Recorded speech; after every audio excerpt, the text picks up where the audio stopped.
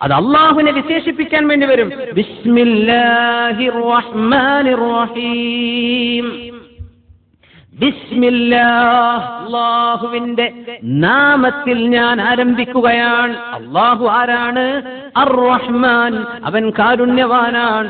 അർ-റഹീം, കരുണാവാരിധിയാണ്. രണ്ടും റഹ്മത്തിൽ നിന്ന. റഹ്മാനാണ്, റഹീമാണ്, അല്ലാഹുവിന്റെ വിശേഷണമാണ്. ഇനി അൽഹംദുലില്ലാഹി റബ്ബിൽ ആലമീൻ അർ-റഹ്മാനിർ റഹീം, അവൻ കാരുണ്യവാനാണ്, അവൻ റഹ്മാനാണ്, റഹീമാണ്. റഹ്മാൻ എന്ന വാക്കിന്റെ വിശേഷണമാണ് റഹീം. അപ്പോ അല്ലാഹ് എന്ന വാക്ക് ഒറ്റയ്ക്ക് വരാൻ പറ്റുന്ന പോലെ വരാൻ പറ്റുന്ന വാക്കാണ് റഹ്മാൻ. അതുകൊണ്ടാണ് അർ-റഹ്മാൻ ഒന്നാമത്തെ ആയത്തായത്. അർ-റഹ്മാൻ, കാരുണ്യം, അത് പറഞ്ഞാൽ തന്നെ അത് അല്ലാഹുവിനെ സംബന്ധിച്ചേ പറയാൻ പറ്റൂ. മനുഷ്യരിൽ ഒരാളെ പറ്റിയും റഹ്മാൻ എന്ന് പറയില്ല, പക്ഷെ റഹീം എന്ന് പറയാം. ചില ആളുകൾ അള്ളാഹുവിന്റെ ചില വിശേഷണങ്ങൾ സൃഷ്ടികൾക്ക് പറയാൻ പറ്റും. അഷ്റഫുൽ ഖൽഖ് സ്വല്ലല്ലാഹു അലൈഹി വസല്ലമ തങ്ങളെ കുറിച്ച് ഖുർആൻ പറഞ്ഞില്ലേ, ബിൽ മുഅ്മിനീന റഊഫുർ റഹീം. അള്ളാഹുവിന്റെ രണ്ട് വിശേഷണങ്ങളല്ലേ അത്? ലഖദ് ജാഅകും റസൂലും മിൻ അൻഫുസികും അസീസുൻ അലൈഹി മാ അനിത്തും ഹരീസുൻ അലൈക്കും ബിൽ മുഅ്മിനീന റഊഫുർ റഹീം. നിങ്ങൾക്ക് നിങ്ങളിൽ നിന്നൊരു റസൂൽ, മിൻ അൻഫസികും എന്ന ഖിറാഅത്തിൽ, നിങ്ങളിൽ ഏറ്റവും വിലപ്പെട്ടവരിൽ നിന്ന് ഒരു റസൂലിനെ ഞാൻ ഇതാ പറഞ്ഞയച്ചിരിക്കുന്നു, റസൂലുള്ളാഹി സ്വല്ലല്ലാഹു അലൈഹി വസല്ലം. അസീസുൻ അലൈഹി മാ അനിത്തും, നിങ്ങൾക്ക് വല്ല പ്രയാസവും വരുന്നത് ആ നബിക്ക് സഹിക്കാൻ കഴിയില്ല. നമ്മുടെ പ്രയാസം, നമ്മുടെ ഉമ്മയോ വാപ്പയോ വേദനിക്കുന്നതിലേറെ വേദനിക്കുന്നവരാണ് അഷ്റഫുൽ ഖൽഖ് സ്വല്ലല്ലാഹു അലൈഹി വസല്ലം. ബിൽ മുഅ്മിനീന റഊഫുർ റഹീം, സത്യവിശ്വാസികളോട് റഊഫുമാണ് റഹീമുമാണ്. ആര്? അഷ്റഫുൽ ഖൽഖ് സ്വല്ലല്ലാഹു അലൈഹി വസല്ലം. അല്ലാഹുവിന്റെ ഇസ്മല്ലേ അത്? അല്ലാഹു റഊഫല്ലേ, അബ്ദുർ റഊഫ്. അല്ലാഹു റഹീമാണ്, അബ്ദുർ റഹീം, ഇതൊക്കെ പേര് പറയില്ലേ? പക്ഷേ അള്ളാഹുവിന്റെ വിശേഷണങ്ങളിൽ സൃഷ്ടികളോട് തുല്യമായ രീതിയിൽ മനസ്സിലാക്കപ്പെടുന്ന അതേ ആശയം, കാരുണ്യമുള്ളവർ, റഅഫത്തുള്ളവർ, മനസ്സിൽ വളരെ സോഫ്റ്റ്നെസ്, വളരെ കാരുണ്യമുള്ളവർ, അവരായിരുന്നു റസൂലുള്ളാഹി സ്വല്ലല്ലാഹു അലൈഹി വസല്ലം. അതുകൊണ്ട് ഹബീബിനെ സ്വല്ലല്ലാഹു അലൈഹി വസല്ലം സംബന്ധിച്ച് എന്ത് പറഞ്ഞു? റഹീം എന്ന് പറഞ്ഞു. പക്ഷേ റഹ്മാൻ അള്ളാഹ്ക്ക് മാത്രമേ പറയാൻ പറ്റുള്ളൂ. അങ്ങനത്തെ വാക്കാണ് റഹ്മാൻ. കാരുണ്യമുള്ളവർക്കൊന്നും റഹ്മാൻ എന്ന് പറയൂ, അള്ളാഹ്ക്ക് മാത്രമേ പറയുള്ളൂ.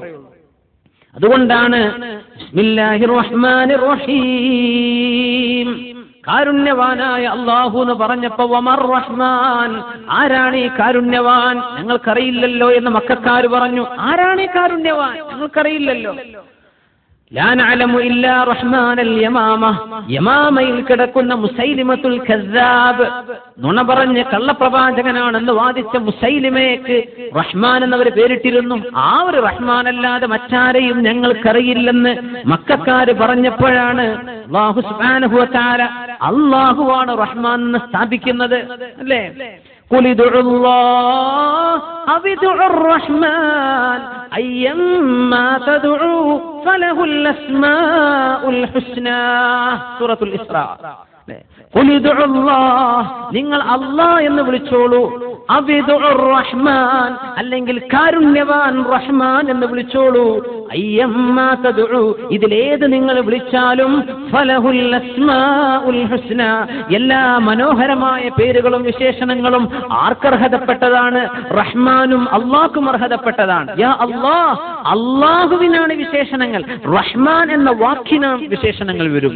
അപ്പോ അലമ് പോലെ, അലം എന്ന് പറഞ്ഞാൽ പ്രോപ്പർ നൗൺ, നമ്മുടെ പേര് പോലെ നിൽക്കുന്ന ഒരു വാക്കാണ് അർ-റഹ്മാൻ എന്നത്. പക്ഷേ കാരുണ്യവാൻ എന്ന് അള്ളാഹുവിനെ പറഞ്ഞിട്ട് അള്ളാഹു റഹ്മാനാണെന്നും പറയാം, റഹ്മാനായ അള്ളാഹു റഹീമാണ്, ഗഫൂറാണ് എന്നും പറയാൻ പറ്റും എന്നർത്ഥം.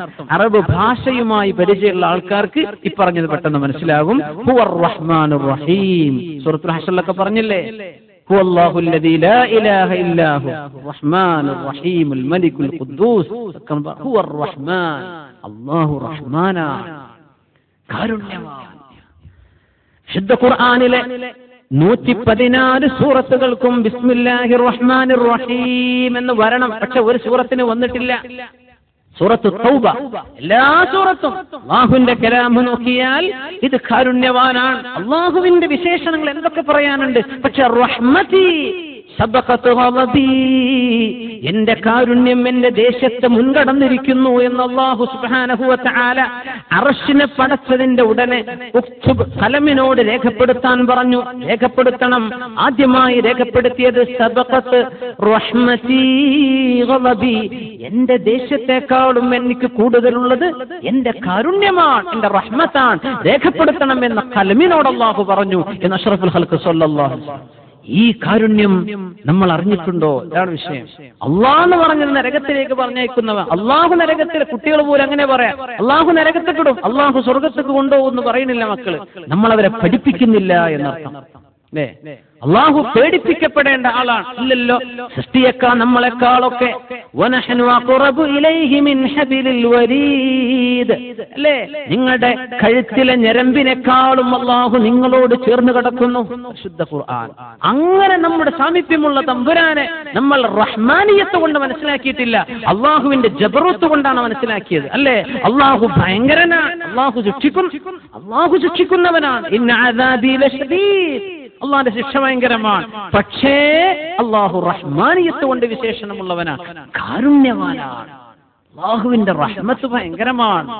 ഇത് പഠിപ്പിക്കലാണ്. ഖുർആനിന്റെ തുടക്കം അതല്ലേ? ബിസ്മില്ലാഹി റഹ്മാനിർ റഹീം. ഇനി സൂറത്തുർ റഹ്മാൻ തുടങ്ങുന്ന തൊട്ട് മുമ്പുള്ള സൂറത്തുൽ ഖമർ. സൂറത്തുൽ ഖമറിന്റെ അവസാനത്തെ ആയത്ത് നോക്കൂ, തൊട്ടുമുള്ള ആയത്തുകൾ.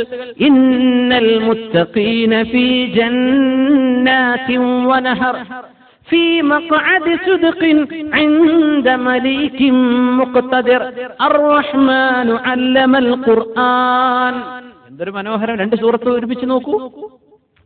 ഇന്നൽ മുത്തഖീൻ ഫീ ജന്നാതിൻ വനഹർ, തീർച്ചയായും അല്ലാഹുവിനെ സൂക്ഷിച്ച് ജീവിച്ചവർ, അല്ലാഹുവിനെ പേടിച്ച് ജീവിച്ചവർ, ഫീ ജന്നാതിൻ വനഹരിൻ, മനോഹരങ്ങളായ നദികളുള്ള മനോഹര പൂന്തോപ്പുകളിലാണ്.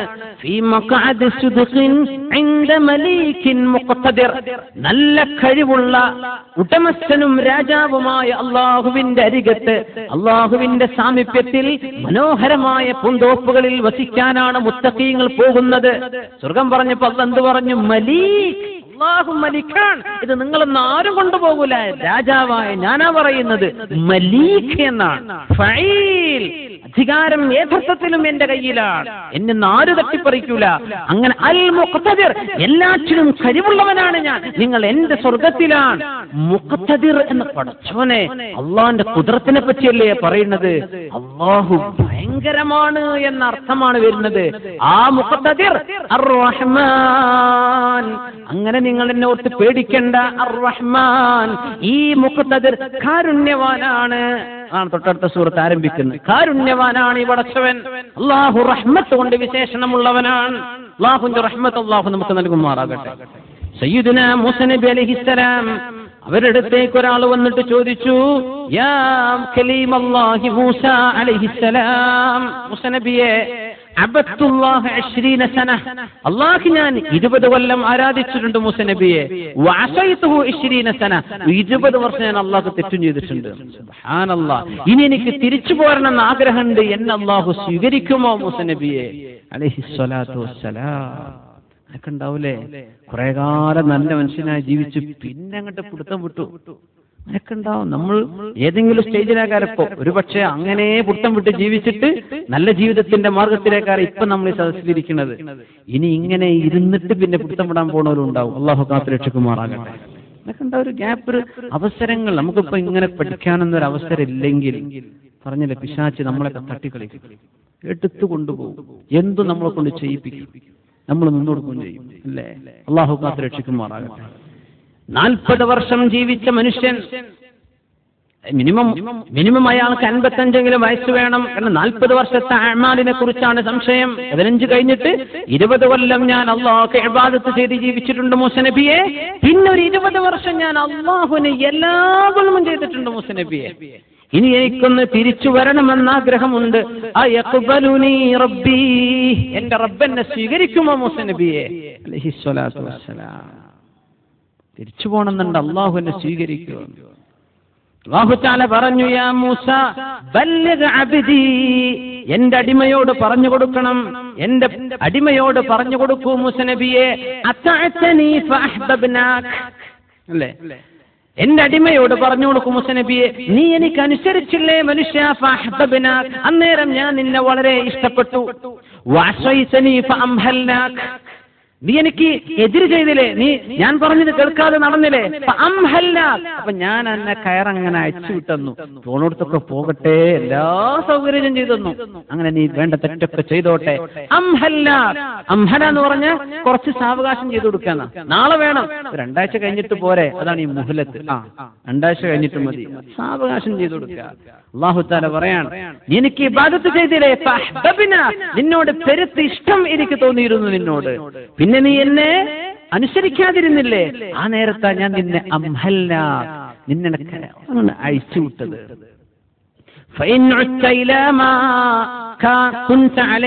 മുമ്പുണ്ടായിരുന്ന നിന്റെ നല്ല അവസ്ഥയിലേക്ക് നീ തിരിച്ചു വരാൻ തീരുമാനിച്ചാൽ നിന്നെ ഞാൻ സ്വീകരിക്കും. എന്തിനാണ് നീ പേടിക്കുന്നത്? ഞാൻ നിന്നെ സ്വീകരിക്കാൻ ഒരുക്കമാണ്. അല്ലാഹു ജല്ല ജലാലുഹു വഹി കൊടുക്കാൻ സയ്യിദുനാ മൂസ നബി അലൈഹിസ്സലാം.